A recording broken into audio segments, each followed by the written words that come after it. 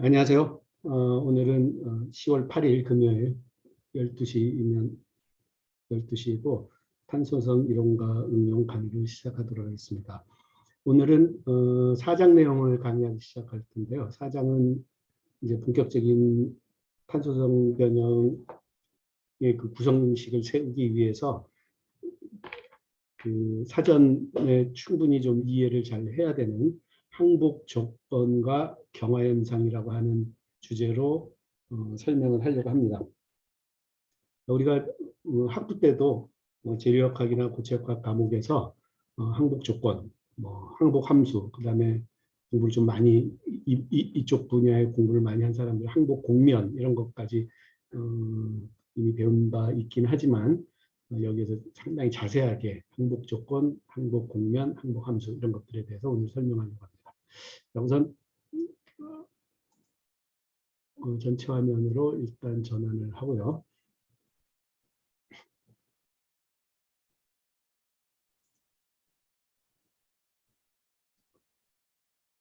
우선 항복 공면 혹은 항복 함수라는 것이 도대체 뭐냐? 항복 조건이라는 거는 이 조건에 맞으면 그때부터 항복이 시작이 된다라고 하는 게 이제 항복 조건인데 그것과 따라서 같이 따라다니는 용어 중에서 항복 공면 혹은 항복 함수라는 것이 있어요. 그래서 항복 공면은 여기 지금 빨간 글씨로 표시해놨죠. 탄성 영역과 그 다음에 응력이 도달하지 못하는 영역 간의 경계면이면서 동시에 소성 변형이 일어나고 있는 응력 공간상의 영역, 이것을 항복 공면이라고 정의를 해요. 응력 공간이라고 하는 그 용어는 우리가 이제 4.1절을 공부를 하면서 좀 더 자세하게 이제 설명을 하기로 하죠. 그 다음에 항복 함수는 응력 공간 안에서 이 항복 공면을 정의하는, 항복 공면을 표현하는 식을 항복 함수라고 얘기해요. 그래서 실제로 그러면은 이렇게 명확한 항복 함수 혹은 항복 공면이 존재하느냐, 이거는 사실 잘 모르죠. 존재할 수도 있고 재료에 따라서 존재할 수도 있고 그렇지 않을 수도 있어요. 그러니까 모호하게 분포하는 그 공면 주위로 분포하는 그런 어떤 영역이 될 수도 있고, 그다음에 분명한 어떤 공면이 될 수도 있는데, 우리가 재료역학이나 고체역학에서는 이미 1차원에서 항복 조건에 해당하는 용어를 공부한 적이 있고, 그 다음에 항복 공면을 1차원에서는 항복 응력이라고 배운 바 있어요. 항복 응력 혹은 항복 강도 뭐 이런 식으로 1차원에서는 용어가 항복 강도 혹은 항복 응력이라고 환원이 되고, 그 다음에 항복 함수 대신에 항복 함수 대신에 이거는 이제 항복 조건을 나타내는 식 이런 정도로 표현을 한 적이 있어요. 그러면은 1차원에서의 항복이 일어나는 정도를 다시 한 번만 확인해 보도록 하죠. 여기 그림이 준비되어 있는데요. 자, 이 그림은 가로축이 변형력, 세로축이 응력으로 이렇게 나타나 있으면서 소재를 인장 시험이나 아니면 다른 기타 뭐 압축 시험이나 뭐 이런 신뢰성이 있는 실험을 통해서 소재가 변형을 할 때 보여주는 응력과 변형률 사이의 관계를 나타내는 응력 변형률 곡선이라고 하는 그런 그림이죠. 그리고 이 그림은 금속 재료의 경우, 물론 이제 플라스틱 같은 비금속 재료도 마찬가지지만 이렇게 어떤 우리가 알고 있는 함수를 근사화시킬 수가 있어요. 근사화 내지는 단순화시킬 수 있어요. 여기서 이제 우리가 그 학부 때 자칫 좀 그 학부 과목에서 오해할 수 있었던 것 중에 하나가 뭐냐면, 이 곡선이 반드시 어떤 식과 동일하게 나타나야 된다, 이렇게 좀 오해를 했을 수 있거든요. 그런데 그것이 아니고, 우선 현상으로서 이 소재가 처음 보여주는 리스판스, 즉 반응은 힘을 가했을 때 변형을 한다는 거고, 그 다음에 1차원에서 그 힘을 가했을 때의 변형을 우리가 점으로 쭉 연속해서 힘대 변형의 관계를 연속해서 쭉 찍어 나가다 보면 그거를 공칭응력, 공칭변형률 혹은 진응력, 진변형률로 그 1대1의 관계, 대응 관계로 환원할 수가 있죠. 그죠? 변환할 수가 있어요. 그랬을 때 그 점들을 쭉 연결해서 하나의 곡선으로 그려놓은 것이 이 검정색 곡선이고, 그 다음에 그 검정색 곡선을 우리가 아는 어떤 함수로 커브 피팅한 결과, 그러니까는 검정색 곡선은 어떤 특정한 함수가 될 필요는 없죠, 그죠? 하지만 우리의 편의에 의해서 이 곡선을 서로 의사소통할 때, 그 엔지니어들이 서로 의사소통할 때 매번 이 곡선을 정확하게 그려서 자 이런 곡선입니다. 이런 그 응력 변형 곡선을 갖고 있습니다. 이렇게 얘기하기는 힘드니까 이걸 그냥 비교적 단순한 시계 형태로 커브 피팅을 해서 시그마 F는 K 입실론 N 이러면은 이런 걸 이렇게 단순화시킨 근사화시킨 식을 우리가 유동응력 식이라고 얘기를 해요. 유동응력식. 유동응력식으로 근사를 시킬 수가 있어요. 응력 변형률 곡선을. 그런데 그 응력 변형률 곡선을 따라서 쭉 하중을 가하다가 하중을 가하면 최초에는 이제 금속 재료에 국한해서 이제 얘기를 해봅시다. 그럼 최초에는 소재가 항복을 하기 하겠죠, 그죠? 그리고 그 이전까지 항복 응력에 도달하기 전까지는 탄성 변형을 하겠죠. 그리고 금속 재료 같으면 주로 선형 탄성 변형을 하겠죠. 금속 중에서도 극히 일부가 있을 수 있고, 그다음에 비금속 재료들, 특히 뭐 플라스틱 재료들, 뭐 고무 재료들 이런 경우는 비선형 탄성 변형을 하는 경우도 많아요. 그런데 이제 우리 이 과목에서 그냥 선형 탄성 변형을 한다고 일단 가정을 하고, 우리가 탄성 변형 쪽에 더 중점을 주지 않고 우리가 탄소성 변형에 중점을 둬서 이 과목을 공부하기 때문에 일단은 선형 탄성 변형 노동한다고 가정을 해봅시다. 그러면 직선으로 쭉 응력과 변형률의 관계가 비례해서 늘어나다가 어떤 지점을 만나면 그때부터 소성 변형이 일어나기 시작해요. 그래서 사실은 정확하게 말하면 탄성 변형과 소성 변형이 같이 일어나기 시작하죠. 그래서 응력 변형률 곡선을 따라가면서 쭉 변형을 하다가 그다음에 어떤 응력에 도달했을 때 이번에 하중을 제거하기 시작하면, 그러면 마치 스프링이 원래 길이로 돌아오려고 하는 것처럼 탄성 회복을 하게 되겠죠. 그렇죠? 그래서 원래 자신이 갖고 있었던 탄성 변형 구간에서의 기울기하고 똑같은 기울기로 응력이 제거가 돼서 제로까지 응력이 내려오지만 변형률의 원점에 비해서는 어느 정도 변형률이 남아 있어요. 이런 걸 갖다가 영구 변형이라고 하고, 이 영구 변형을 보면서 우리가 그동안에 소성 변형이 일어났구나 라는 것을 확인할 수 있죠. 그죠? 자, 그러면 이제 우리 교재에서는 이게 y0로 표현이 되어 있지 않고 시그마 y로 표현이 되어 있는 것 같아요. 교재에서 표현은 이렇게 항복력을 시그마 y0로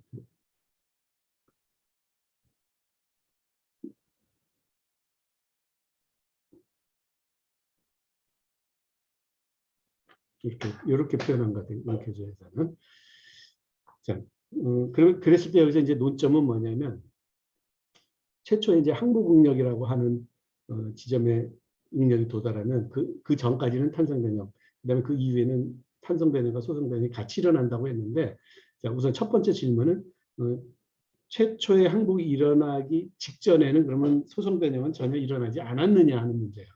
그런데 많은 금속 재료, 그러니까는 일부 탄소강 탄소강 중에 연강 재료들을 제외하고는 대부분의 금속 재료는 그게 명확하지가 않아요. 과연 탄성 변형만 일어났는지 아니면 탄성 변형과 소성 변형이 같이, 그러니까 소성 변형이 조금이라도 일어났는지 그게 명확하지 않아요. 그러니까 항복응력이라고 하는 거는 이제 앞으로 우리가 어떻게 받아들여야 되냐면, 우리 엔지니어가 임의로 지정한 값, 이렇게 여러분들은 좀 인식을 해줘야 돼요. 그러니까 소재가 보여주는 특정한 재료 상수가 아니라 소재로 하여금 너는 이런 크기의 항복력을 가져야 한다라고 지정을 해주는 값이에요. 그래서 그렇게 지정하는 방식 중에 대표적인 게 어떤 방식이 있어요? 0.2% 옵셋을 시켜서 곡선 이동법에 의해서 지정해주는 항복력 값이 있죠. 대부분의 그 금속 재료들은 그렇게 지정을 해요. 금속 재료뿐만 아니라 비금속 재료도 이런 식으로 너는 이제 앞으로 항복력은 시그마 Y0 혹은 Y0고 그 이하에서는 탄성 변형만. 그러니까 그리고 그 이상에서는 탄성 변형과 소성 변형이 같이 일어난다라고 우리 엔지니어들이 지정해 준 거죠. 실제로는 어떠냐? 항복력 이하에서 나는 내 생각은 어떠냐면 항복력 이하에서도 아주 국부적으로 소성 변형이 일어나기 시작한다라고 생각을 해요.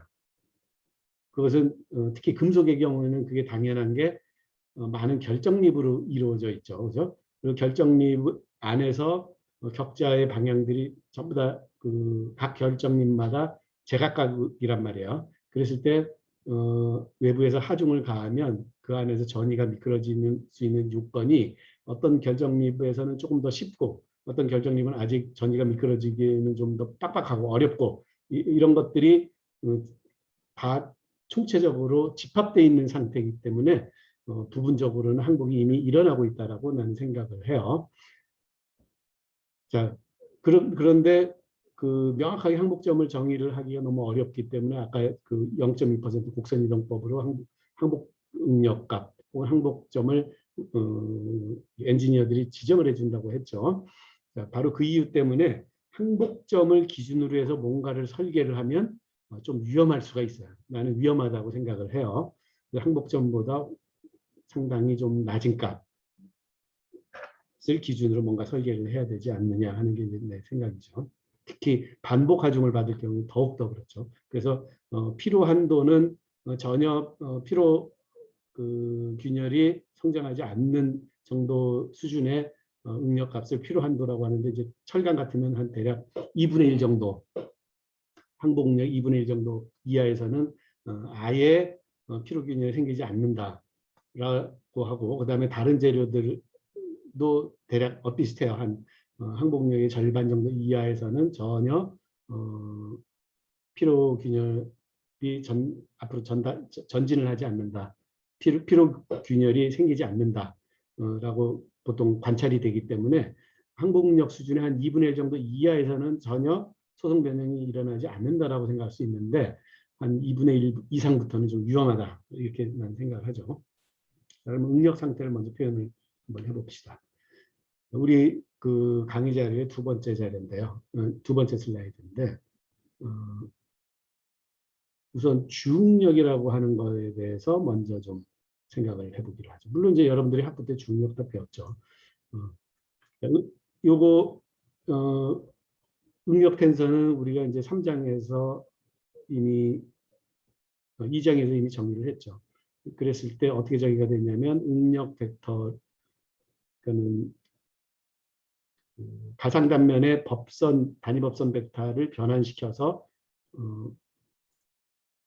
이렇게 변환을 시켜서 어떤 텐서로 변환시켰을 때 그것이 응력 벡터가 되는 경우에 그런 그 n을 변환시켜주는 텐서를 우리가 응력 텐서다 이렇게 이미 정의를 했어요, 그죠? 일반적으로는 벡터가 텐서로 변환됐기 때문에 꼭 방향이 일치할 필요는 없어요. 응력 벡터의 방향하고 왜냐하면 n 벡터는 우리가 임의로 가상 단면을 잡기 때문에 그것이 그 방향이 꼭 그 가상 단면에 나타나는 응력 벡터하고 방향이 꼭 일치돼야 할 필요는 없지만 만약에 그 방향이 일치한다면 어떻게 될까 하는 것을 우리가 살펴보는 거죠. 그래서 가상 단면은 우리가 머릿속으로 그야말로 가상적으로 임의로 잡을 수가 있기 때문에 가상 단면을 특정한 방향으로 잡았더니 그 방향이 tn의 방향과 일치했다고 한번 가정을 해봅시다. 그러면은 방향 단위 벡터의 크기는 1이고 그 다음에 응력 벡터는 자신의 크기를 갖고 있을 테니까 서로 방향이 tn과 n 벡터가 일치한다면 n 벡터의 시그마배 여기 보이는 시그마는 일반 가는 글씨체의 시그마고 응력 텐서를 나타내는 시그마는 굵은 글씨체 텐서를 나타내는 굵은 글씨체의 시그마야. 그래서 그 두 개는 서로 하나는 스칼라고 하나는 텐서다. 이렇게 좀 구분을 해주기 바래요. 물론 내가 노트 필기할 때는 시그마 텐서를 나타낼 때는 시그마 밑에 물결 무늬를 하겠죠. 물결 무늬가 아니라 발을 붙여가지고 텐서라는 것을 나타내겠죠. 자, 그러면은 1장에서 이미 조금 소개를 했지만 고유치 문제로 이 문제를 다룰 수가 있어요. 즉 무슨 얘기냐면 자, 왼쪽 지금 가운데 식에다가 오른쪽 식을 왼쪽으로 넘겨서 n 벡터가 양쪽에 같이 있기 때문에 n 벡터로 묶게 되면은 어떤 식으로 묶을 수가 있냐면 요 노란색으로 표시한 이런 식으로 묶을 수가 있죠. n 벡터에 시그마 곱해진 게 원래 있었고, 그 다음에 시그마 스칼라 n 벡터의 시그마 스칼라 배만큼한 거를 왼쪽으로 넘긴 다음에 n 벡터로 묶으려다 보니까 여기 크로네커 델타를 성분으로 갖는 아이덴티티 텐서 혹은 아이덴티티 행렬 혹은 단위 텐서를 시그마에다가 곱한 다음에 n 벡터로 묶었어요. 왜 그 단위 행렬 i를 꼭 곱해야지만 묶어질까요? 누가 한번 채팅창으로 대답해 볼까요? 그냥 시그마로만 써서 묶으면 안 될까요?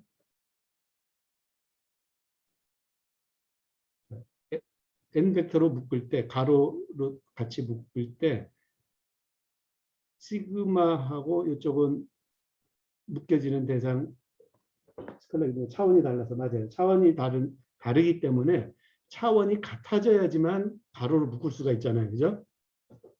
그래서 시그마의 차원으로 만들기 위해서 단위 행렬 i를 곱해서 가로로 묶었어요. 그래야지 3 곱하기 3 행렬로 이 괄호 안의 내용물이 3 곱하기 3 행렬로 같은 자격을 갖게 되는 거죠.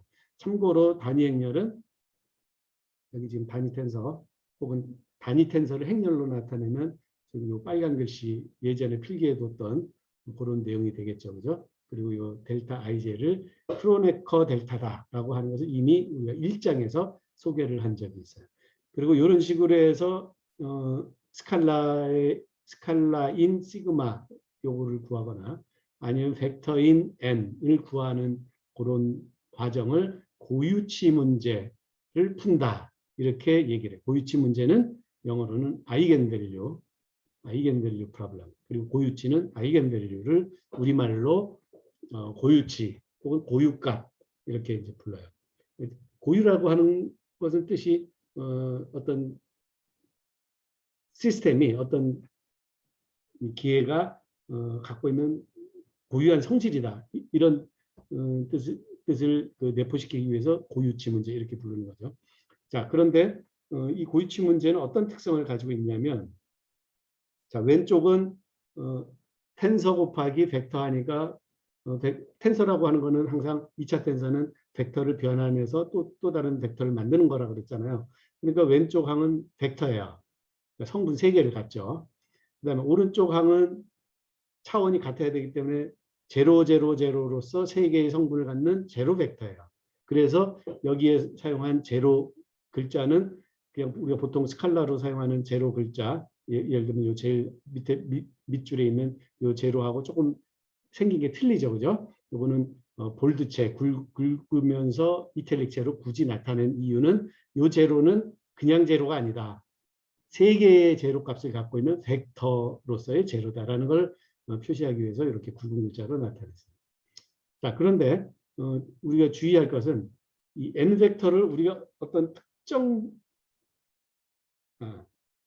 다시 설명할게요. 이 n 벡터는 분명히 우리가 알고 있는 사실은 크기가 1인 단위 벡터예요. 그죠? 근데 크기가 1인 단위 벡터를 곱해져서 그거를 항상 제로로 만들 수 있는 이 텐서는 과연 뭘까? 이 텐서는 어떤 자격을 갖춰야 될까? 바로 어떤 자격을 갖춰야 되느냐 하면은 요 행렬식, 즉 디터미넌트 이게 어차피 이제 요 시그마 응력 텐서 빼기 스칼라 시그마 곱하기 단위 텐서 한 것은 3 곱하기 3 텐서니까 이걸 행렬로 표현하면 그 행렬의 행렬식이 제로가 되어야지만 제로가 아닌 요 n 벡터가 구해질 수 있다. 이게 바로 고유치 문제죠. 그죠? 행렬식은 그러면은 구체적으로 나타내 보면 어떻게 되느냐? 자, 응력 텐서를 요 슬라이드의 오른쪽 위에 있는 것처럼 응력 텐서를 나타냈다고 칩시다. 좌표축의 이름을 각각 x, y, z, 스몰 x, 스몰 y, 스몰 z로 나타냈을 때 응력 텐서의 성분은 시그마 xx, 뭐 시그마 xy 등등등으로 나타낼 수 있겠죠. 그리고 거기에서 단위 텐서 i 곱한 스칼라 시그마가 곱해진 단위 텐서를 빼면 대각선 항에서만 이 시그마가 스칼라인 시그마가 하나씩 이렇게 빼지겠죠. 그죠? 그리고 그거의 행렬식이 제로가 되어야만 제로가 아닌 n 벡터를 구할 수 있다. 이게 바로 고이치 문제예요. 이런 문제가. 그리고 제로가 아닌 n 벡터를 우리가 뭐라고 부르냐면 non trivial solution, 즉 실용해. 이걸 누가 실용해라고 번역을 했었더라고요. 아주 잘 번역한 것 같아요. 실용해 non trivial solution을 구할 수가 있다, 이런 얘기죠.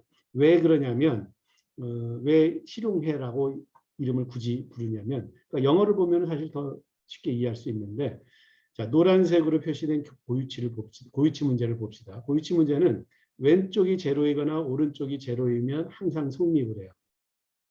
그런데 문제는 그러니까 왼쪽이 제로이거나 오른쪽이 제로면은 등식이 성립한다는 얘기는 n 이퀄 제로라는 건 이미 해 안에 포함이 되어 있다는 얘기죠. 왜냐하면 등식을 성립하게 하는 요소이기 때문에. 하지만 n 벡터가 제로 벡터라고 하는 거는 그거는 아무 도움이 안 되는 해다 이거예요. 그것은 해일 리가 없다. 그것은 해가 아니다. 왜 해가 아니냐? 우리가 이미 정의하기를 n 벡터의 자격 요건을 어떻게 정의했어요? 그냥 단위법선 벡터다. 그냥 크기가 1인 그런 제로가 아닌 벡터라고 이미 정의를 해놨기 때문에 n 벡터가 제로 벡터인 거는 아예 고려 대상에서 제외를 해야 되는 거예요. 그렇다면은 그래서 n이 제로 벡터인 경우를 트리비얼 솔루션이라고 얘기하죠. 트리비얼 솔루션. 그러니까 트리비얼 솔루션이 아닌 난 트리비얼 솔루션을 반드시 갖는다면 그 자격 요건은 뭐냐? 그게 바로 곱해져 n 벡터를 변환시키고 있는 요 텐서 혹은 행렬로 표시한 텐서 요거의 행렬식이 제로가 돼야 된다. 요거는 학부 때 여러분들이 응용수학이나 아니면 공업수학에서 이미 공부를 했던 내용이에요. 여기서 다시 한번 상세히 설명을 하고 있지만 조금 빨리 강의를 진행하도록 하겠습니다. 자, 그러면 이 행렬식은 행렬식을 펼치는 방법에 따라서 행렬식을 쭉 펼치게 되면 스칼라 시그마에 대해서 3차 방정식이 만들어져요. 3차식이 만들어져요. 그런데 어떤 응력 텐서가 주어졌다면 응력 텐서가 주어졌다라고 하는 얘기는 뭐냐면 응력 텐서 성분의 값을 안다. 이 얘기나 마찬가지겠죠. 즉 시그마 XX, 시그마 XY 등등등의 어떤 구체적인 값을 실수값을 우리가 알 수 있다. 이런 얘기나 마찬가지라고요. 그게 바로 응력 텐서가 주어진다. 응력 텐서를 알고 있다. 이 얘기죠. 그렇다면 모르고 있는 건 뭐냐면 바로 스칼라 시그마를 모르고 있는 거예요. 요거를. 그러면은 요 시그마를 풀기 위해서 시그마에 대한 3차식으로 이렇게 쭉 정리를 하면 그 앞에 2차식, 1차식에 해당하는 혹은 상수항에 해당하는 계수를 우리가 J1, J2, J3라고 붙인다면 이름을 붙여준다면 그 J1, J2, J3는 각각 어떻게 나타나냐면 요 슬라이드 하단에 있는 것처럼 J1, J2, J3가 응력 텐서의 성분들로 구해져요. 나타날 수밖에 없어요. 이것은 여러분이 꼭 직접 손으로 이 행렬식을 풀어서 이 행렬식을 쭉 전개할 수 있죠. 그래서 J1은 이렇게 구해지는구나. 이렇게 정의가 될 수 있구나. J2는 이렇게 되는구나. J3는 이렇게 되는구나. 디터미넌트. 응력 텐서 자체의 행렬식 디터미넌트가 되는구나. 요거를 꼭 손으로 확인해 주기 바라요.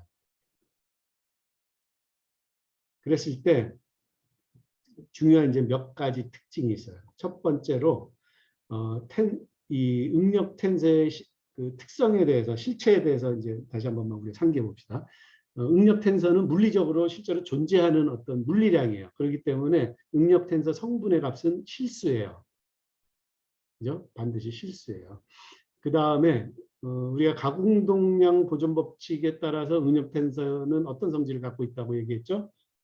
대칭성을 갖고 있다라고 얘기했어요. 그죠? 맞아요. 대칭성을 갖고 있어요. 실수이면서 대칭인 행렬은 반드시 3개의 실수 고유값을 가져요. 실수, 즉 리얼 넘버 고유값 3개를 가져요. 자, 그랬을 때 그 3개의 고유값을 우리가 순서대로 한번 나타내 봅시다. 실수이기 때문에 크기, 대소 관계를 우리가 정할 수 있죠. 그랬을 때 제일 큰 것을 스칼라 시그마 밑에 1번 대장이니까, 그다음 두 번째로 큰 건 2번, 세 번째로 큰 건 3번을 붙여줬어요. 그러니까 이것을 여기서 얘기하는 밑에 숫자 붙인 1, 2, 3은 축 번호가 아니라 크기 순서라는 거를 미리 좀 얘기를 해둘게요. 그리고 시그마 1을 대입을 하게 되면 원래의 고유치 방정식으로 다시 한번 가봅시다. 그러면 요 식이죠, 그죠? 요 식에 스칼라 시그마 자리에 시그마 1을 한번 대입해 봅시다. 그러면은 어떤 일이 반드시 생겨야 되냐면, 우리가 시그마 1은 어떤 조건에서 풀었어요? 행렬식이 제로 돼야 된다, 이런 조건에서 풀었죠. 행렬식이 왜 제로가 돼야 돼요? 바로 non trivial solution n 벡터가 구해져야 되기 때문에 행렬식이 제로였던 거죠. 그래서 시그마 1을 대입하고 나서 실제로 n 벡터를 구해봤어요. 그런데 n 벡터는 크기가 1인 것을 알기 때문에 1로 고정을 해놓고 나면 어떤 특정한 방향을 가르칠 거예요. 그랬을 때 그 시그마 1에 상응하는 n 벡터를 n1이라고 하자. 그리고 시그마 2에 상응하는 것은 n2, 시그마 3에 상응하는 n3라고 하자. 그랬을 때 요 n1, n2, n3를 뭐라고 부르냐? 우리가 중력 방향 혹은 주 방향이라고 불러요. 그리고 이것을 그냥 단순히 수학적으로 아이겐밸류 프로블럼, 즉 고유치 문제에서는 이거를 어떤 용어로 부르냐면 이거를 고유값, 시그마 1, 시그마 2, 시그마 3를 고유값이라고 부르고, 그 다음에 n1 벡터, n2 벡터, n3 벡터를 고유 벡터, 아이겐 벡터라고 부르죠. 그리고 이 문제가 잘 적용되는 공학 문제가 하나 있어요. 그 이 잘 적용되는 공학 문제 중에 하나가 어떤 공학 문제가 있냐면, 어떤 기계 구조물의 고유 진동수를 구하는 문제가 요거랑 이 절차와 똑같은 고유치 문제가 돼요. 그랬을 때 구해지는 고유값을 그때는 고유 진동수라고 얘기를 하고, 각 고유 진동수에 맞춰서 구해지는 벡터를 고유 벡터라고 부르죠. 그 방향으로 진동을 한다.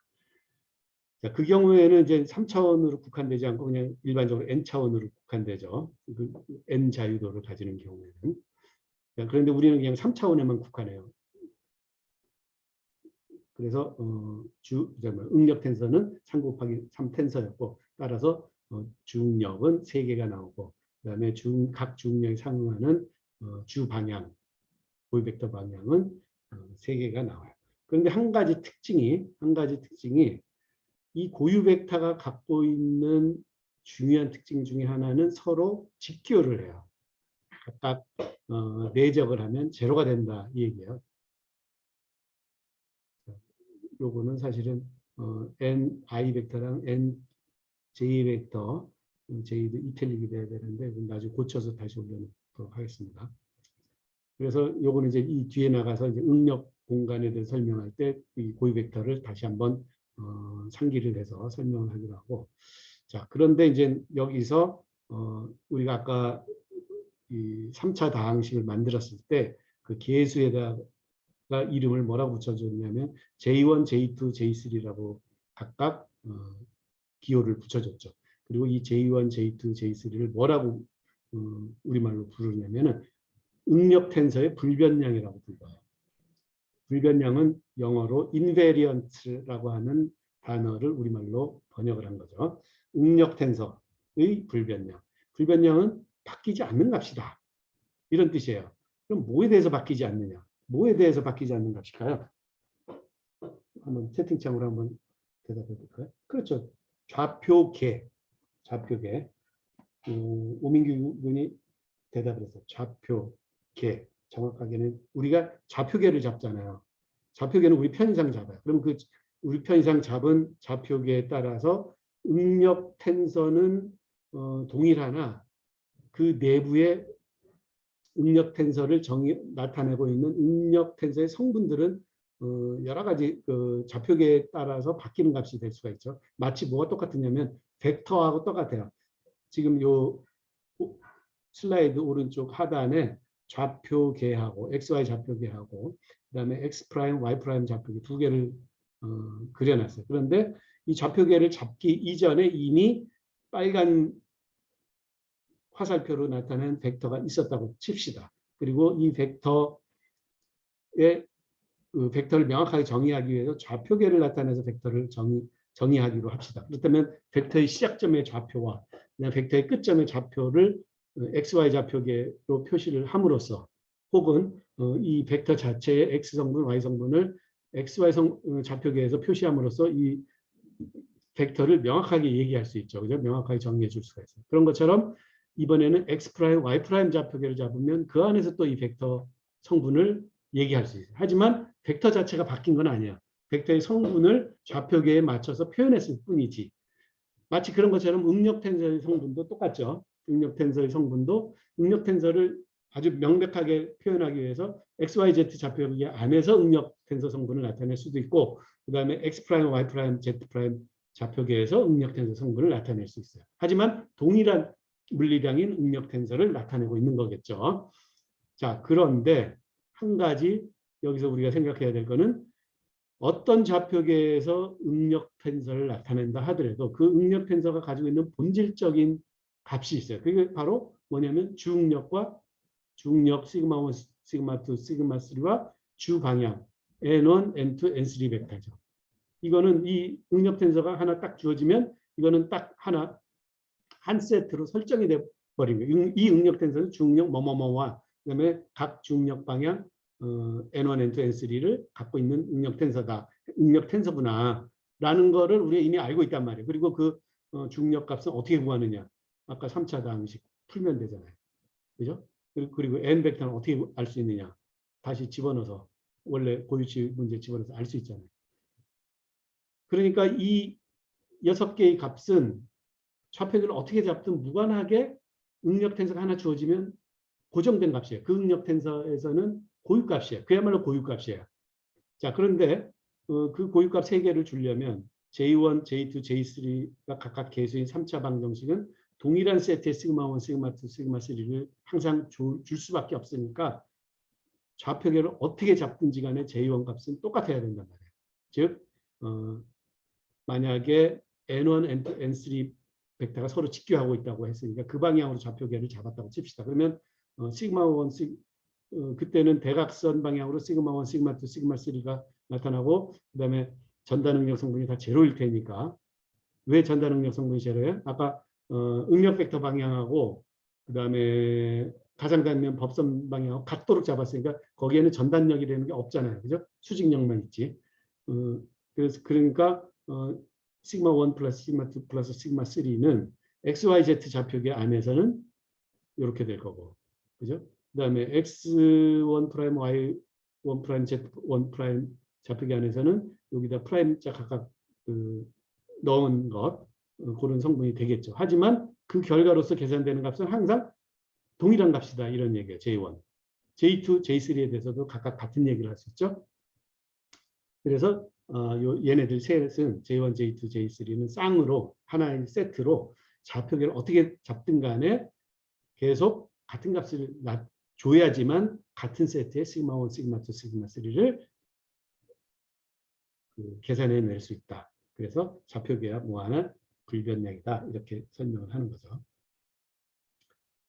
자, 요거 추가 설명은 여러분들이 요 뒤에 편찬력이 정의가 돼야 되기 때문에 이제 추가 설명을 알 수 있는 거니까 여러분들이 나중에 복습을 하기 바래요. J2가 굉장히 중요하다는 얘기죠. 추가 설명한다는 얘기죠. 두 번째 이제 정의할 텐서로 편차응력 텐서를 정의를 하려고 해요. 편차응력 텐서는 어떻게 정의되냐면 일단 정수합 응력 혹은 평균 응력이라고 해서 우리가 방금 J1이라고 하는 응력 불변량을 정의를 했어요. 즉 응력 텐서의 대각선 방향으로 성분들을 다 더한 다음에 다 더한 것을 J1으로 정의했었는데 그것의 3분의 1 산술 평균이죠. 3분의 1 평균을 평균 응력 혹은 정수압 응력 하이드로스태틱 스트레스 이렇게 이름을 붙이고 P 아니면 시그마 n 이런 식으로 나타나요. 그리고 이제 정수합응력, 평균응력을 먼저 정의한 다음에 일반 응력 텐서에서 정수합응력 혹은 평균응력을 빼준 것을 우리가 뭐라고 부르냐면 편차응력이라고 불러요. 편차응력 혹은 정확하게 편차응력 텐서. 요 밑에 줄에 보면 시그마에서 P라고 하는 거는 지금 스칼라니까 역시 그 I로 묶고 나서 요거는 이제 저기 편차능력 주응력 얘기할 때 얘기군요. 요 편차능력 텐서 자체의 정의는 요 노란색으로 표시되어 있어요. 일반 응력 텐서에서 정사분력을 뺀 것. 그런데 정사분력은 스칼라니까 거기다가 단위 텐서, 단위 행렬을 곱해서 같은 차원을 만들어서 빼준 거죠. 그죠? 그리고 주응력을 알고 싶으면 편차능력 텐서도 주응력이 있겠죠. 그죠? 쭉 보면은 주응력이 있고 여기 스몰 si로 표현했어요. 그다음에 그 방향은 원래 일반 응력 텐서의 주응력 방향과 같구나라고 하는 것을 알 수 있어요. 그다음에 일반 응력 텐서에 대해서 얘기했던 것과 똑같은 논리로 이번에는 J1 프라임, J2 프라임, J3 프라임이라고 하는 편차응력 텐서의 불변량을 우리가 마찬가지 정의를 할 수가 있고, 뭘로 정의를 하느냐 하면은 편차응력 텐서의 성분들로 정의를 할 수가 있죠. 그런데 특이하게도 J1 프라임은 제1차 불변량이라고 얘기해요. 첫 번째 불변량이라서. 제1차 불변량은 항상 제로가 돼요. 왜냐하면 편차응력 텐서를 정사응력 성분을 뺀 걸로 정의를 했기 때문에 제로가 나와요. 결과적으로. 그 다음에 제2차 불변량, 편차응력 텐서의 제2차 불변량은 여기에 지금 표시가 돼 있고, 요거는 주 편차응력 성분으로 나타낸 것이고, 그 다음에 요 밑에 줄은 그것을 이제 일반 응력 텐서 성분으로 나타낸 거예요. 요거에 대한 설명이 바로 앞 슬라이드에 나와 있다 이런 얘기죠. 요 과정 편차응력 텐서가 편차응력 텐서의 주응력 성분으로 만들어지는 과정은 생각보다 아주 그냥 간단하지가 않고 조금 요 단계를 쭉 여러 단계를 거쳐야 돼요. 여러분들이 꼭 확인을 하기 바랍니다. 왜 이렇게 되는지. 그 다음에 이제 일반 응력 텐서 얘기를 했고, 그 다음에 편차 응력 텐서 얘기했고, 그 다음에 정수합 응력이라고 하는 것을 이제 얘기를 했어요. 그래서 이제 뭘 여러분들한테 설명할 차례가 됐냐면,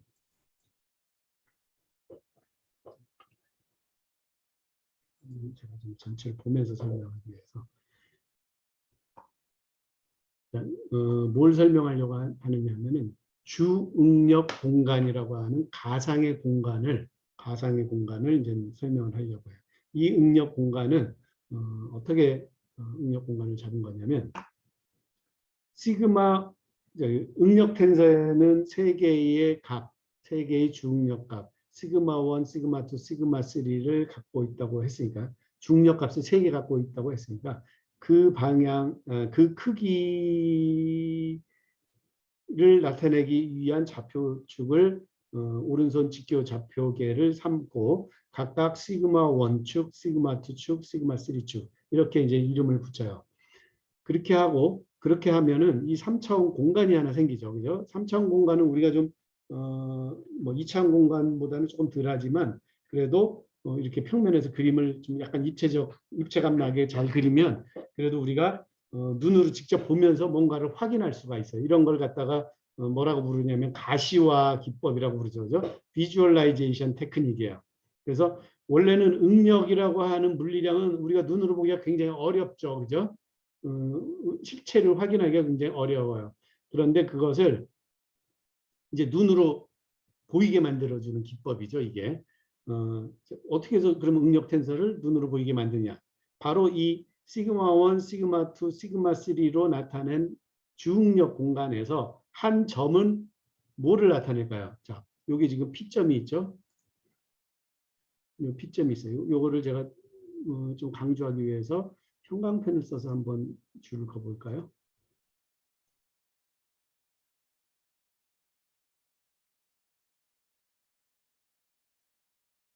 저기까지 여기까지.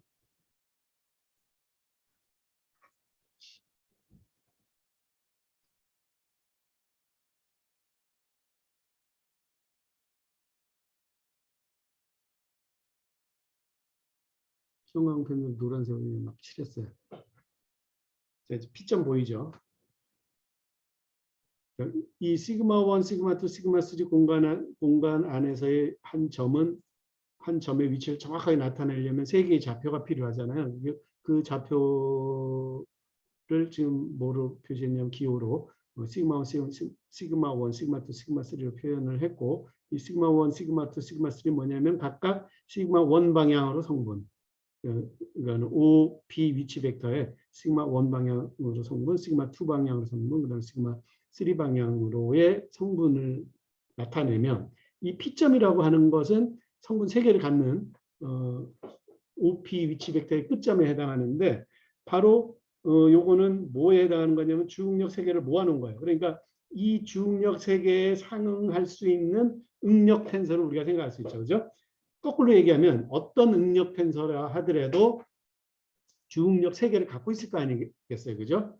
심지어는 제로 응력 텐서. 그러면 0, 0, 0 이런 3개의 주응력 성분을 가질 거라고.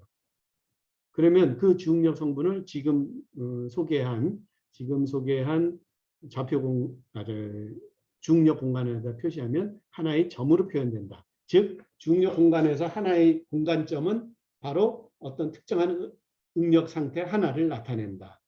1대1 대응을 한다. 응력 상태와 중력 공간의 한 공간점은 1대1 대응을 한다. 이렇게 얘기할 수 있죠. 그래서 중력 공간상에서 보이는 한 점, 위치점은 물론 이제 우리가 이제 나타내야 되죠. 직접 이렇게 화살표로 끝점을 나타낸다든가 아니면 점을 하나 찍어서 나타낸다든가 뭐 이렇게 해서 나타내면 그것은 어떤 응력 상태 하나를 나타내는구나 이렇게 알 수 있죠.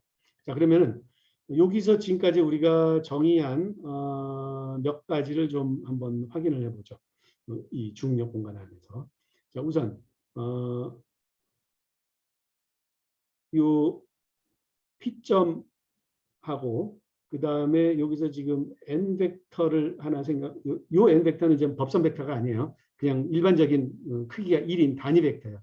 그런데 이 벡터를 어떻게 잡냐면 시그마 1, 시그마 2, 시그마 3에서 같은 각도만큼 떨어져 있도록 n 벡터를 잡으면은 요 n 벡터를 쭉 따라가는 직선을 뭐라고 부르냐면 이건 그러니까 즉 방향 코사인이 같은 그 직선이죠. 이것을 정수압 아니면 그 중력 공간 안에서는 요거를 우리가 이름 붙이기를 정수압축 혹은 중력 공간에서의 공간 대각선 이렇게 불러요.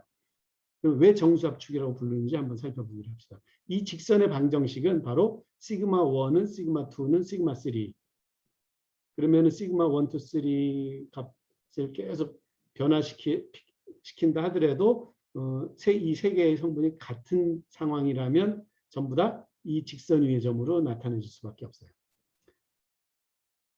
그러면 이 직선 상의 점하고 그다음에 우리가 지금 임의로 잡은 응력 상태를 나타내는 점 P하고 어떤 관계가 있는지 알아보기 위해서 P점에서 이 공간대각선의 정수압축의 수선의 발을 내렸을 때 그 수선의 발을 N이라고 합시다. 그럼 N 점은 어떤 점을 나타내느냐 혹은 N점을 나타내는 위치 벡터 ON은 무엇을 나타내느냐 하면은 바로 N점이 성분 PP. P는 뭐냐면 시그마 1, 시그마 2, 시그마 3의 산술평균. 즉 아까 뭐라고 정리했죠? 정수압응력이라고 정리했죠. 정수압응력을 성분으로 갖는 점이 돼요. N점은. 그 다음에 NP 벡터는 무엇을 나타내느냐? NP 벡터는 어떻게 구할 수 있어요? OP 벡터에서 ON 벡터는 빼면 되잖아요. OP 벡터는 성분 뭐를 가져요? 시그마 1, 시그마 2, 시그마 3를 가졌고 그 다음에 ON 벡터는 성분을 뭐를 가져요? PPP를 가졌으니까 이게 뭐예요? 이미 정의를 했잖아요. S1, S2, S3 즉 편차 응력 텐서의 세 개의 주응력 값이죠. 그 편차 주응력이라고 불러요. S1, S2, S3를 편차 주응력을 성분으로 갖는 그런 벡터가 되죠. 어떤 벡터가? NP 벡터가 바로 편차 주응력을 성분으로 갖는 그런 벡터가 돼요. 그 다음에 요거의 크기, NP 벡터의 크기는 얼마만 할 것이냐. 그거를 크기를 R이라고 한번 해보세요. NP 벡터의 크기는 R이라고 하면은 요거 크기 구하는 거는 S1 자승 더하기 S2 자승 더하기 S3 자승 한 다음에 루트 하면은 요 화살표의 크기를 구할 수 있죠. NP 벡터의 크기. 그런데 요거를 앞서 돌아가 봤더니 J2 프라임하고 어떤 관계 있었어요? J2 프라임하고 요 자승 3개 더한 거는 자승 3개 더한 거를 절반으로 나누면 J2 프라임이었으니까 2를 J2 프라임 쪽에 곱해주고 루트를 취하면 바로 루트의 EZ2 프라임이다. 즉 편차 응력 텐서의 제2차 불변량의 2배 한 다음에 루트 씌우면 요 크기가 된다. 이런 얘기. NP. N이 왜 PPP인지 한 번 더. 자, 다시 한번 봅시다. N 벡터가 왜 PPP인지. 그거를 한 번 더가 아니라 설명을 안 하고 건너뛰었군요. 이제 봤더니. 요 내용이에요. 요 내용. 자, ON 벡터는 어떻게 구할 수 있느냐. ON 벡터의 크기부터 한번 생각해 봅시다. ON 벡터 크기는 OP 벡터를 단위 벡터인 N 벡터로에 대해서 투영된 점이 바로 라지 N 점이죠. 그죠? 그러니까 OP 벡터하고 N 벡터를 내적을 하면 바로 ON 벡터 크기를 구할 수 있잖아요. 그럼 내적은 어떻게 해요? 시그마 1, 시그마 2, 시그마 3를 하나의 그 좌표 성분으로 갖고 있는 벡터의 끝점이고 위치 벡터 끝점이고 그다음에 N 벡터의 성분은 뭐예요? 루트 3분의 1, 루트 3분의 1, 루트 3분의 1이잖아요. 그죠? 방역 코사인이 루트 3분의 1, 세 개로 같은 각도만큼 떨어지는 거니까 각 축에서. 그래서 이거 어떻게 구해요? 루트 3분의 1에 7해서 더하고 또 7해서 더하고 시그마 2, 그 다음에 시그마 3 7해서 더하면 이게 바로 어떻게 돼요? 요 ON 벡터의 크기잖아요. 그런데 요거는 시그마 1 더하기 시그마 2 더하기 시그마 3는 이미 요걸로 정의가 돼 있었기 때문에 요거를 크기로 나타내면 루트 3분의 P고 그다음에 이 루트 3분의 P는 바로 성분을 PPP를 가져야지만 루트 3P가 되죠. 그죠? 전체 크기는 공간대각선의 크기가 각 성분이 PPP면은 그거의 루트 3배잖아요. 공간대각선의 길이는. 이해가 됐어요? 오민규군 이해가 됐는지?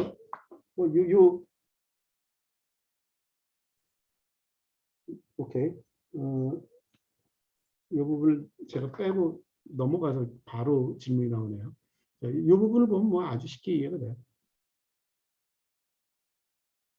자, 다른 학생들도 수시로 조금 궁금하다 싶으면 질문을 해줘야지 혹시 질문을 안 하고 넘어간 살짝 모르는데 질문 안 하고 넘어간 다른 학생들을 위해서라도 수시로 질문을 해야 돼요. 여기서 정의해야 될 내용들이 몇 개가 더 있으니까 다시 전 슬라이드로 가서 한 번 더 설명을 하도록 하겠습니다. 지금 이 그림 안에 굉장히 중요한 내용들이 사실 포함되어 있잖아요. 그죠? 그런데 이제 그 중에서 추가로 설명해야 될 게 뭐냐면 바로 편차평면인데 이 편차평면은 어떤 평면을 얘기를 하냐면 N점을 지나면서 N점 지금 내가 표시하고 있죠. 레이저 포인터로.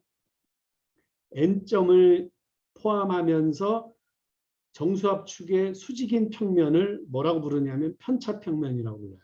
자, 그렇다면은 NP 벡터는 바로 편차평면 위에 놓인 벡터가 되겠죠. 그죠? 그리고 편차평면의 방정식은 어떻게 되느냐? 시그마 1 더하기 시그마 2 더하기 시그마 3는 어떤 상수값. 그런데 그 상수값은 바로 원점에서 떨어진 거리의 루트 3배한 값. 원점에서 떨어진 거리는 얼마만큼 아까 떨어졌다 그랬죠? 루트 3P만큼 떨어졌다 그랬잖아요. 그죠? 그 다음에 여기서 D를 P라고 써주는 게 더 좋을 것 같아요. 좀 명확하게 이해할 수 있을 것 같아요. 난 떨어진 거리 그래서 그냥 아무 생각 없이 D라고 썼는데 이 D 대신에 여러분들 P로 고쳐주세요.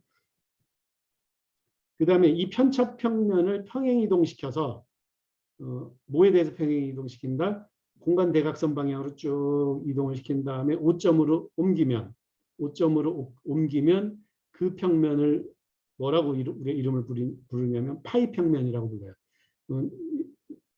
나는 여기서 강의 자료에서 소문자 파이를 썼는데 경우에 따라서는 우리 교재에는 대문자 파이를 주로 썼어요. 그래서 소문자 파이를 쓰거나 대문자 파이를 쓰거나 파이 평면이라고 읽으면서 정의는 어떻게 되는 거냐면 원점을 지나는 편차평면. 이해가 되죠? 원점을 지나는 편차평면. 자, 그러니까 우리가 공간 대각선에 우리의 눈동자를 고정시키고 원점을 바라보게 되면 편차평면하고 파이평면이 겹쳐 보이겠죠. 그죠? 그리고 NP 벡터의 크기가 뚜렷하게 보일 거예요. 자, 그랬을 때 이제 요 그림은 요 가운데 있는 그림은 어떤 그림을 나타내냐면 바로 편차평면을 나타내요. 편차평면을 보고 있으면 여기서는 지금 빨간색으로 시그마 1축, 시그마 2축, 시그마 3축 이렇게 이제 나타냈는데 실제로 이것을 옆에서 바라보게 되면 오른쪽에 있는 그림처럼 보여요.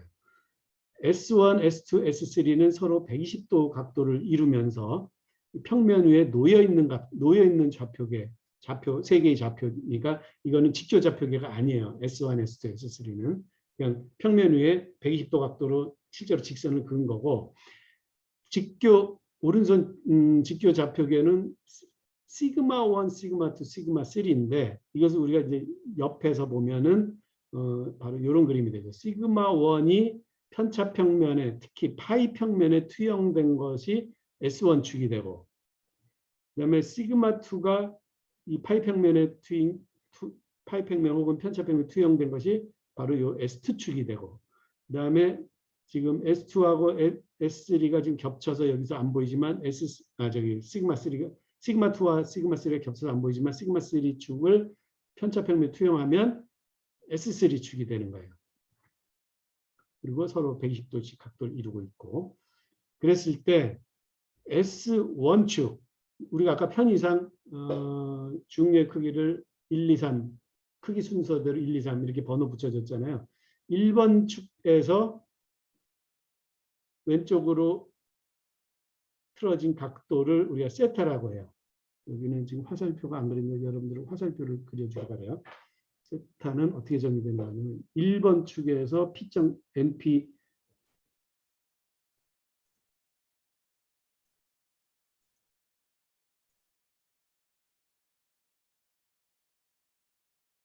세타의 정의는 1번 축에서 우리가 관심이 있는 중력점, 그러니까 응력점, 일반적으로 응력점이에요. 응력점 P, 그러니까 NP 벡터가 1번 S1 축과 이루는 각도, 이걸 우리가 세타로 정의를 하고 이게 나중에 이제 여러분들이 설명을 듣겠지만 이걸 갖다 로드 각도라고 로데 그러니까 사람 이름인데 LODE 로데 각도라고 부르는 경우도 많아요. 어떤 응력 상태를 나타내요. 이 각도 세타는.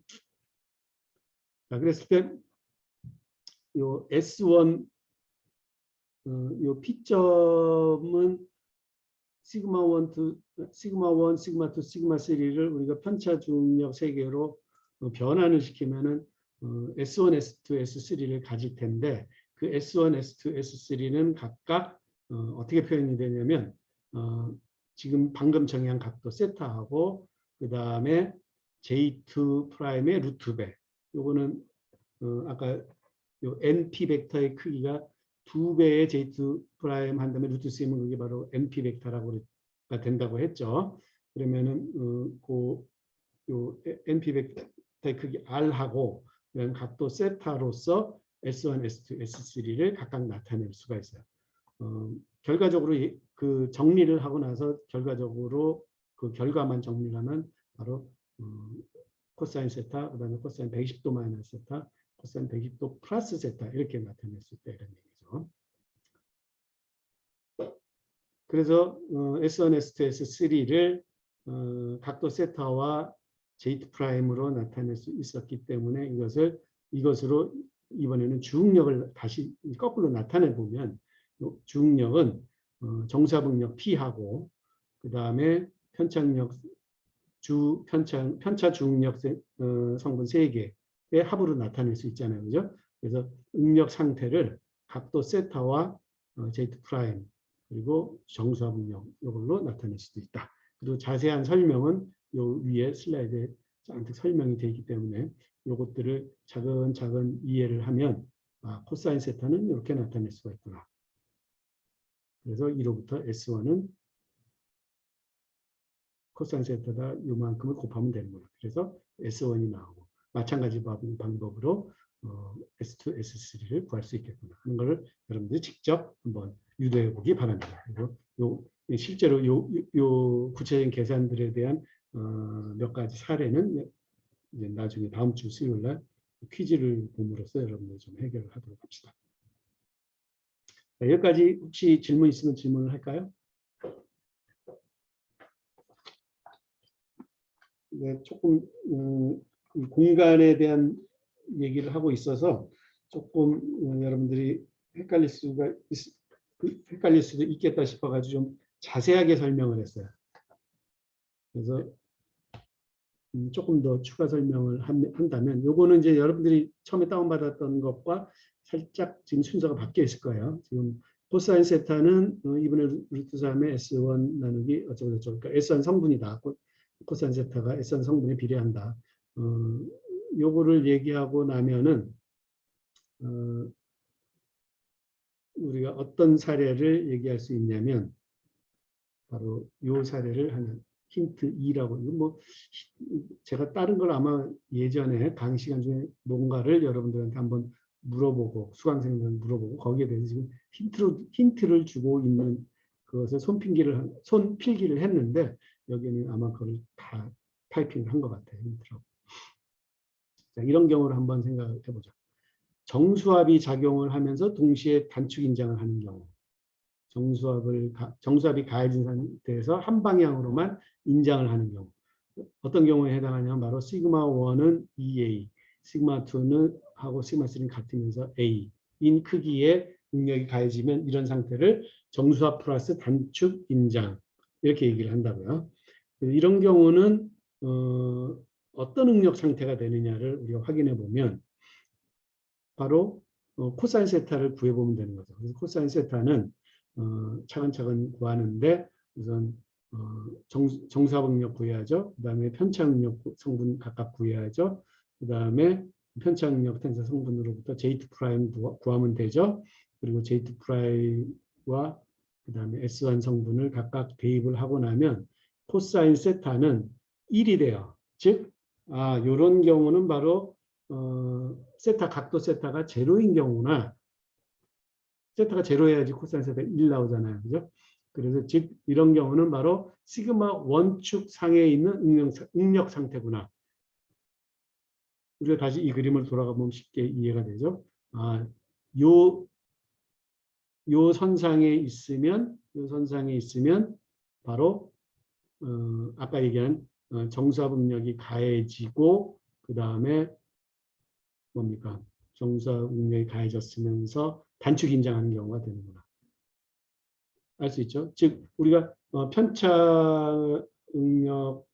평면을 쭉 위아래로 이렇게 공간대각선에 꿰어가지고 위아래로 이렇게 움직인다고 생각을 하면은 그 이해가 되죠. 만약에 파이 평면상에서 세타가 제로면 그 경우는 정수합 응력이 제로이면서 순수하게 단축 인장만 받는 상태가 되겠죠. 그죠? 자, 그래서 그런 것들을 쭉 정리를 해 놓은 것이 요건 이제 실제로 숫자를 집어넣은 거네요.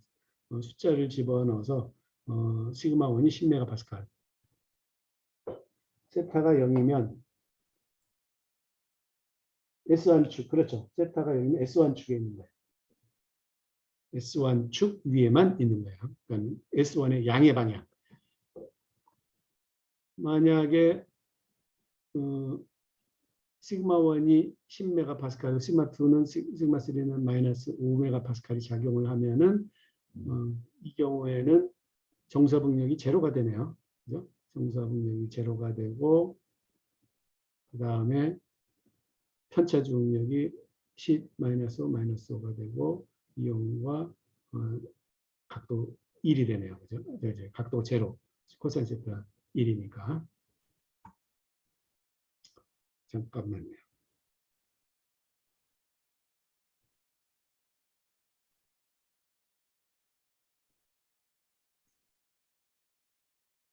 차례 1에서는 S2. 그렇죠. S2와 S3 값이 같는데, 요런 걸 갖다 이제 우리가 뭐라 그러냐면, 이, 뭐라, 나중에 이제 다른 케이스에 대해서 우리가 이제 좀 설명하면 쉽게 이해가 되는데, 지금 직교 좌표계 시그마 1, 시그마 1, 시그마 2, 시그마 3를 파이 평면 혹은 편차 평면상에 투영한 게 S1, S2, S3 축이거든요. 그러니까 S1, S2, S3는 그 자체로 그냥 120도 각 돌리면서 평면상에 놓여 있는 세 개의 화살표에 불과해요. 세 개의 화살표. 그리고 응력점 P는 편차평면 혹은 파평면 위에 투영된 한 개의 점이죠. 그러니까는 정수합 응력의 크기에 무관하게 이 S1, S2, S3 이 평면 위에서는 정수합 크기는 보이지 않고 단순히 S1, S2, S3 좌표 3개만 보여요. 그런데 그 좌표 S1이 0이 아니더라도 S2나 S3는 0이 아닐 수가 있는 거죠. 그죠? S1이 어떤 특정한 값을 갖고 S2는 S3는 같으면서 또 다른 0이 아닌 값을 가질 수가 있어요. 그러니까는 이런 걸 갖다 무슨 좌표라고 이름 붙이는 게 있는데 이런 거예요. 투영된 것이기 때문에 여기다 한번 내가 그림을 그려볼게요. 일반적으로 얘기하면 S1 좌표는 어떤 값을 갖냐면 S2의 평행한 아마 요 값을 가지고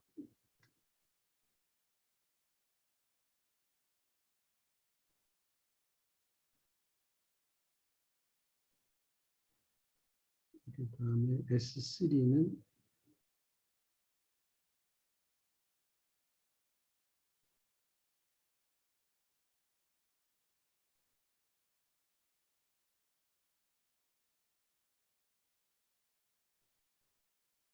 각각 그 P점이 그 투영된 값을 S1, S2, S3 표현하는 방법은 지금 내가 빨간색으로 지금 그림 그린 것 같은 방법으로 그렇게 투영을 시켜서 크기를 결정하면 될 거예요. 그래서 제로가 아닌 성분을 가져요.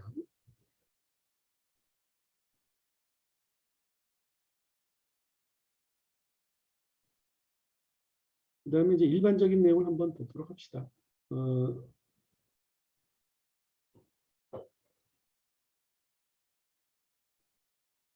여러 개의 그 응력 상태를 나타낼 때 보면은 지금 방금 설명한 것처럼 정수압이 작용하는 단축인장. 지금 설명한 거죠. 이게 바로 제로 각도였어요. 그 다음에 정수압이 작용하는 순수전단.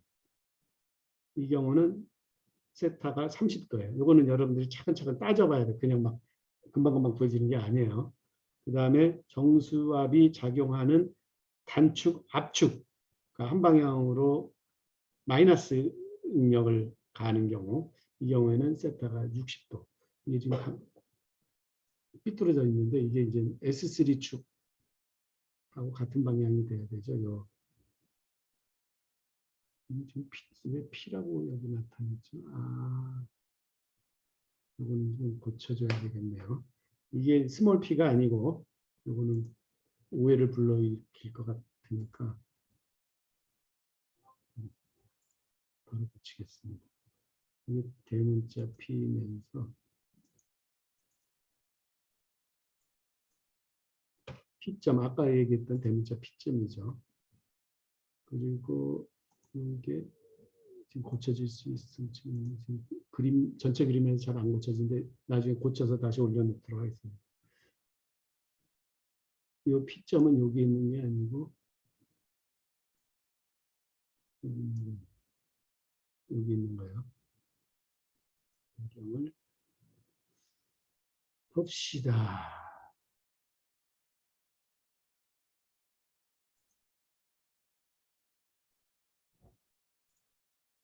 뭔가를 채워야 돼.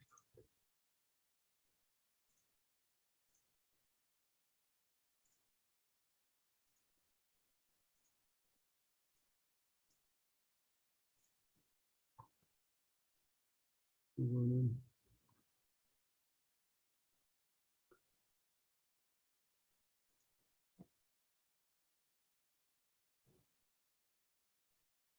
여러분의 이해를 돕기 위해서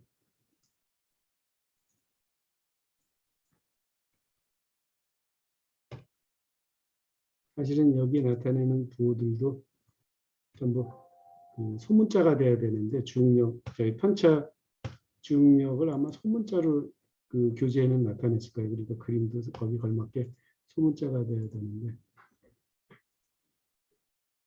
자, 이렇게 파란색 점선이 사실은 뭘 나타내고 있는 거냐면 마이너스 S3축을 나타내고 있는 거거든요.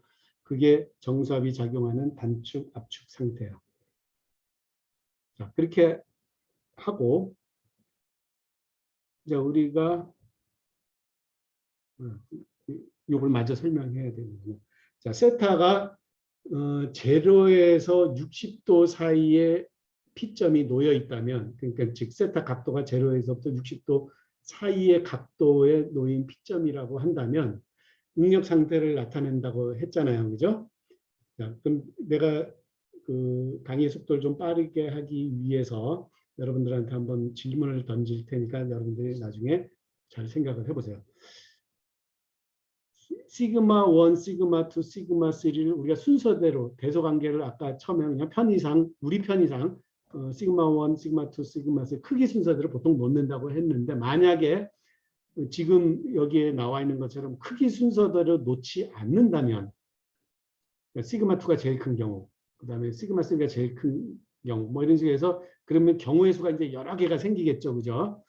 만약에 그렇게 해서 응력 상태를 놓는다면 사실은 1, 2, 3이라고 하는 밑에 숫자는 하첨자 숫자는 우리가 편의에 의해서 지금 붙여놓은 거니까 어쨌든 중력 값은 3개가 나올 거고 그 중력 값은 응력 상태 하나를 나타내는데 굳이 크기 순서대로 안 나타낸다면 0도에서 60도 사이의 응력 상태만 알고 있으면 나머지 각도, 세타의 나머지 각도에서 어떤 특정 세타를 우리가 찾아보면 0도에서 60도 사이의 응력 상태에 해당하는 거에 다 대응이 될까요? 되지 않을까요? 이걸 여러분들이 한번 생각해봐요. 즉 0도에서 60도 사이만의 0도에서 60도 사이에서의 응력 상태는 모든 응력 상태를 대표를 한다. 이거를 내가 이제 얘기를 하는 거예요. 모든 응력 상태라는 게 뭐냐면은 지금 대표적으로 들은 게 이 3가지 응력 상태인데 정수압이 작용하는 단축 인장, 그다음에 순수 전단, 그다음에 단축 압축 이 3가지를 나타내고 있는데 순서를 막 바꿔치기 하기 시작하면 대칭 관계를 이용을 해서 나머지 60도 구간이 이제 5개가 남겠죠. 그 5개 60도 구간들이 전부 다 같은 응력 유사한 응력 상태를 나타낸다. 이게 이제 내가 얘기하는 표제고 여러분들은 그거에 대해서 한번 좀 고민을 해보기 바랍니다. 나는 뭐라고 지금 단언을 하냐면 0도에서 60도 상태 응력 상태만 알면 나머지 응력 상태는 각도 세타는 0에서 60도 중에 하나로 다 표현할 수 있다. 다 표현할 수 있다가 아니라 뭐죠? 대응시킬 수 있다. 0도에서 60도, 세타는 0도에서 60도 사이 각도 세타로 다른 각도도 다 대응할 수가 있다. 동일한 응력 상태를 갖게 된다. 꼭 생각해 보기 바랍니다. 굉장히 중요한 얘기예요. 자, 시간이 약간 남았으니까 강의 조금 더 하죠. 자, 그러면 이제 항복 공면이라고 하는 걸 생각해 보죠. 항복 공면은 항복 함수라고 하는 걸 사용을 해서 항복 함수가 어떤 특정한 값을 가지면 그때 항복이 일어난다라고 얘기하는 걸 우리가 이제 항복 공면이라고 얘기하거든요. 자, 지금 하나의 사례를 중력 공간에서 항복 공면을 나타냈어요.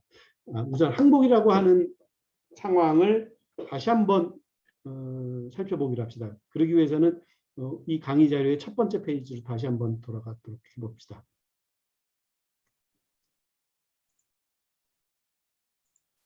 자, 1차원에서 우리가 항복이 일어난다, 안 일어난다를 어떻게 판정했죠? 누구 한번 간단하게 대답을 해볼까요?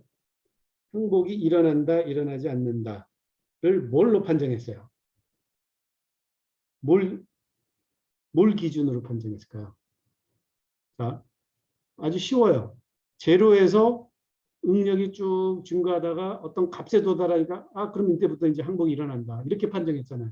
즉 항복은 뭐에 의해서 좌우된다? 응력에 의해서 좌우된다. 라고 대전제를 깔은 거죠. 그죠? 이건 1차원에서의 얘기고. 그러니까 한 방향으로의 응력의 크기가 얼마만 크게 도달하면 그때부터 항복이 일어난다. 그런데 아까 이제 그 항복점이 명확하냐 명확하지 않느냐에 따라서 우리가 0.2% 옵셋 곡선 이동법을 써서 정의를 할 거냐 아니면 다른 방법으로 정의를 할 거냐. 하지만 언제든지 기준은 항복이 응력이었단 말이에요. 응력. 그래서 일반적인 3차원으로 이제 넘어왔어요. 이제 얘기하려고 하는 건 일반 3차원으로 넘어왔는데 3차원 주응력 공간, 즉 일반적인 응력 공간에서는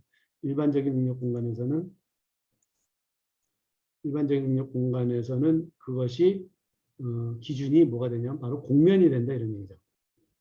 1차원에서는 점이었는데 3차원에서는 즉 일반 응력 공간, 일반 응력 상태에서는 공면을 나타내서 자, 0, 0, 0점은 응력이 제로, 응력 텐서가 제로인 상태.